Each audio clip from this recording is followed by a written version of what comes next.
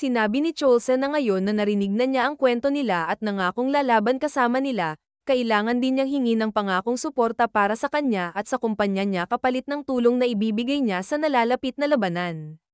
Alam daw niya na hindi tulad ng Choi and Jang Company na hindi gagaya kay Baekhyun Baek na ginamit ang buhay ng mga tao sa Busan bilang pantaya sa mga kasunduan.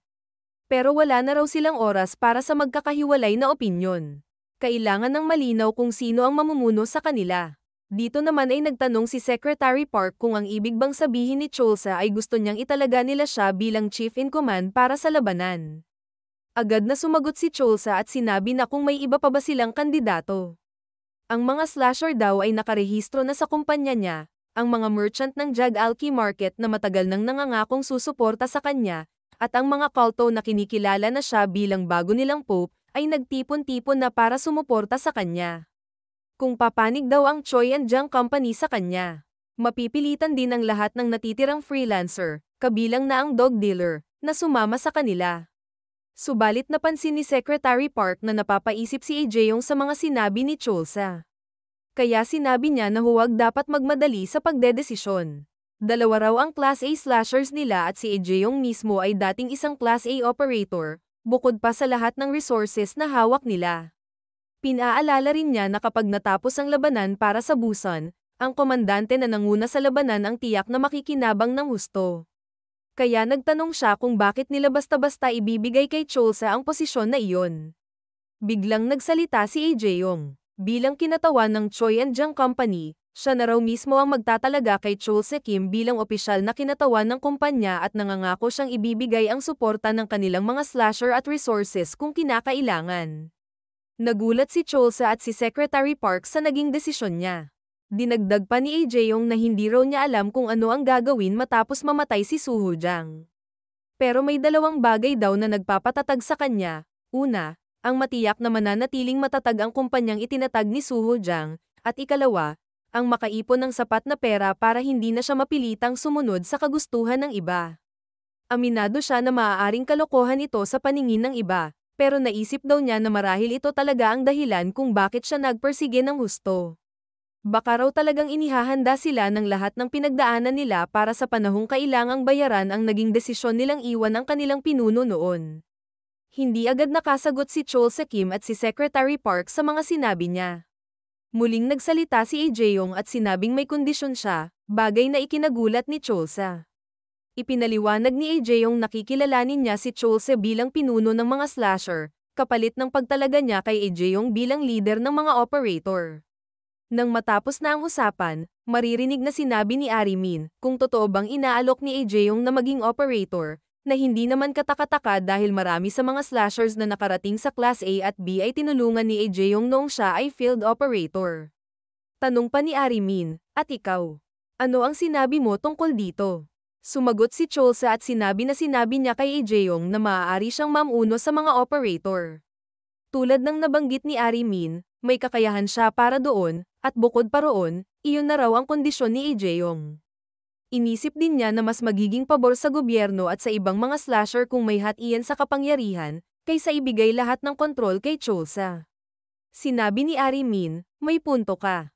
Medyo nakakagulat nga na mas marami ka pang smart decisions lately. Sir, parang hindi ka na tulad ng dati. Sumagot si Cholsa, ang katotohanan na wala akong formal na edukasyon ay hindi nangangahulugang tanga ako. Muling nagtanong si Arimin, pero, paano kaya tinanggap ng ibang mga slasher ang desisyon? Inaasahan kong mabilis na sumang-ayon si fishing philosopher, pero si Chorong Lee, okay lang ba siya? Sumagot si Cholsa, baliktad nga. Yung babae na may salamin, hindi nagsalita. Pumayag siyang sundin ang desisyon ng kumpanya. Pero yung matanda, tahimik lang. Akala ko nga susuportahan niya ako. Tumigil siya sandali at nagtanong kay Arimin, sa tingin mo ba may ibang iniisip siya? Tugon ni Arimin, wala namang dahilan para magtangkang gumawa ng masama si Chilsam Kim. Isa siyang rational na tao, at walang makakaalam ng Busan tulad ng alam niya. Malapit din kayo. Siguro, ang pakiramdam niya ay may kinalaman sa pagbabalik ni Suho Jang. Huwag mo na masyadong pag-isipan. Ang mas mahalaga ay mag-focus ka na lang sa susunod na pagpupulong. Ang susunod na malaking grupo ng slasher ay ang Class A slashers na tinatawag na dog dealer, pati na rin ang mga kinatawan ng mga freelancers. Pagsapit ng gabi, nakita ang bahay ni Chil Sam Kim, kung saan abala siyang naghahanda ng mga armas. Kasabay ng isang malalim na buntong hininga, bigla siyang napatingin sa gilid. Agad niyang nilapitan ng cabinet na nakalock at mabilis itong binuksan. Ang mga litrato ng kanyang pamilya at mga kasama, pati na ang mga cure para sa bawat isa, ay muling bumungad sa kanya. Hinawakan niya ang litrato ng kanyang anak na babae at nagsorry sa sarili. Nakolekta ko lahat ng mga cure para sa inyong lahat, pero kailangan mo pang maghintay ng kaunti. Maniwala ka, may magandang dahilan. Nais kong iligtas ang mga tao sa Busan at isa sa mga dati kong kasama. Habang siya ay papalabas, tinanong agad niya si Chan Gijo, naihanda mo na ba ang chopper? Sumagot si Chan Gijo, oo, sir. Darating ito sa isang kalapit na broadcast tower sa loob ng 30 minuto. Sinabi ni Chil Sam Kim, siguro'y mahirap itong ayusin ng mabilisan. Salamat sa lahat. Agad niyang sinabi, pumunta na tayo sa tower. Sumagot si Chan Gijo, sir, maaari ko bang itanong kung bakit kailangan mong mag-isang pumunta sa mga kalaban? Sabi ni Chil Sam Kim, ito ba ang nais mong malaman? Oo. Sagot ni Chan Gijo. Hindi ko maintindihan kung bakit mo ginagawa ito. Maaari kang maghanda ng 1 buwan, pero pinili mong sumugod agad. Sinagot ni Chil Sam Kim. Una sa lahat, may 1 buwan pa bago ang pagsugod, ibig sabihin may sapat na oras para maghanda. Kung ganun, baka hindi pa talaga siya handa ngayon. Pangalawa, maaaring maging magulo ang labanan kung mangyari ito sa Busan. Kung si Suho Jang nga ang may kakayahang kontrolin ang mga zombie, tiyak na maglulunsad siya ng malawakang pagsalakay. Kahit na mapigilan namin ang pag-atake, posibleng masira ang Busan. Pangatlo, hindi kailangang maging isang all-out war. Isang laban lang ito na pwedeng manalo sa pamamagitan ng pagbagsak kay Suho Jang. Kung ako lang ang makakapag-infiltrate ng kanyang grupo, ituturing niyang isang individual na aksyon ito. Hindi isang malawakang pag-atake. Kung ang isang bihasang tao katulad ko ang makakatawid sa linya at pabagsakin si Suho Jang, hindi na kailangang mangyari ang labanan.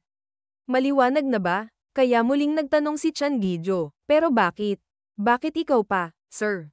Kung kailangan mo ng isang tao na gagawa nito, maaari namang si Shovel Guy o si Chorong Lee. Bakit hindi mo nalang ipadala ang isa sa mga mas batang slasher? Kaagad na tinapak ni Chil Sam Kim ang balikat ni Chan Gijo at sinabi, hindi ko kayang ipagawa sa kanila. Ang henerasyon namin ang nagdulot ng gulo sa mundong ito. Bukod pa rito, may parte akong kasalanan kung bakit naging ganito si Suho Jang. Kaya't ito ang pasanin kong dapat dalhin, Chan Gijo. Makaraan ng ilang sandali, makikita na nakaalis na ang chopper. Pakiusap bumalik kang ligtas, sir, bulong ni Chan Gijo sa sarili. Habang papalayo na ang chopper mula sa Busan, makikita si Chil Sam Kim na tila handa na sa laban.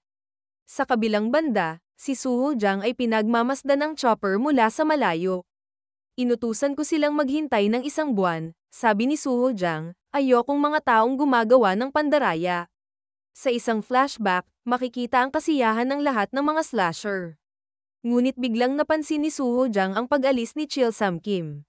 Nang plano na sanang magsindi ng sigarilyo si Chil Sam Kim, nagulat siya nang makita si Suho Jang na lumabas din. Kaya nagtanong si Chil Sam Kim, bakit ka lumabas? Akala ko hindi ka naninigarilyo. Kinuha ni Suho Jang ang sigarilyo ni Chil Sam Kim at sumagot, hindi ako naninigarilyo. Pumunta ako dito para pigilan kang manigarilyo. Sinabi mo dati na tumigil ka na nang ipinanganak ang apo mo. Sumagot si Chil Sam Kim, oo, tumigil nga ako. Pero nagbago na ang mga bagay. Pinutol siya ni Suho Jang at sinabi, nangako kang ililigtas mo silang lahat. Hindi ba't yun ang dahilan kung bakit ka nag-iipon ng pera para bumili ng cure?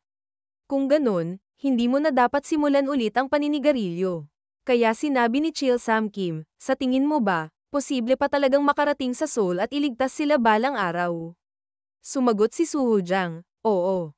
Babalik tayo sa Seoul at hahanapin ang lahat ng pamilya natin.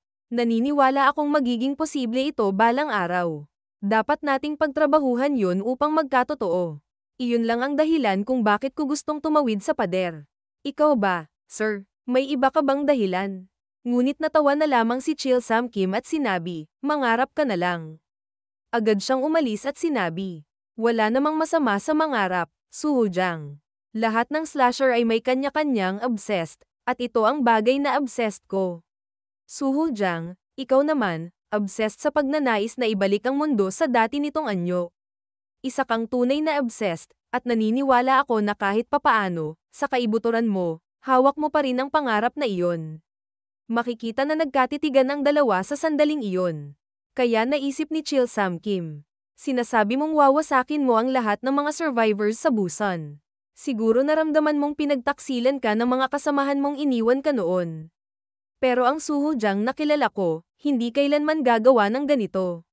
Muling naalala niya ang sinabi ni Suho Jang tungkol sa paglusob sa Busan pagkatapos ng isang buwan.